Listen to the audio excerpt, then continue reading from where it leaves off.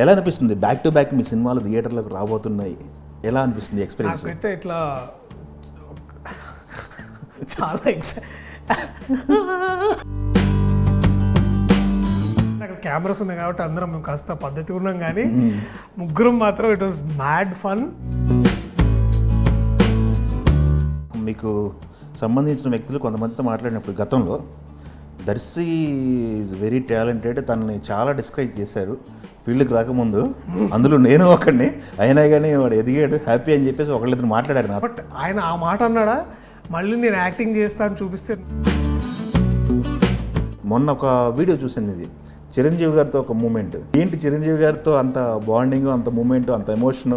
అదే కదా ఇప్పుడు ద్రోణాచార్యం చూసి ఏకలవ్యుడు ఎట్లా నేర్చుకున్నాను అనేది. అంటే నేను అంతే, నేను ఆయనకి ఏకలవ్య శిష్యుడిని ఆయనకి. ఏం లేదండి, it's just 2 hours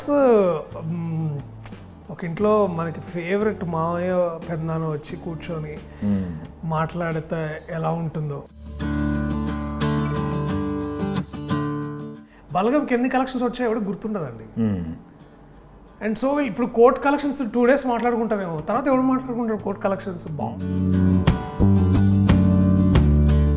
same market same అని క్యాల్కులేట్ చేసుకుని రెమ్యునేషన్ ఉంచారా, లేకపోతే నెక్స్ట్ ఇంకా?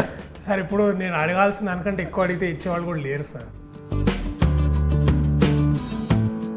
సాయంత్రానికి చిరాకు వచ్చింది, లేకపోతే ఇది ఒక స్పెండ్ చేద్దాం 2 hours అంటే కూర్చోడానికి ఫ్రెండ్స్ ఎవరు ఉన్నారు కదా నాకు ఇద్దరు. రాహుల్ రామకృష్ణ, రాహుల్ గడకుడు.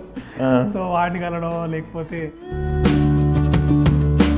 సినిమాకి పబ్లిసిటీ కూడా డిఫరెంట్ ప్లాన్ చేసినట్టున్నారు. ఏదో పచ్చళ్ళు కొట్టి పెడతారన్నారు మొన్న, ఏదో ట్రెండింగ్ విషయంలో ఏదో. అదే సార్, సినిమా నమ్ముకోవడానికి 1000 పాటలు ఏం చెప్పమంటారు.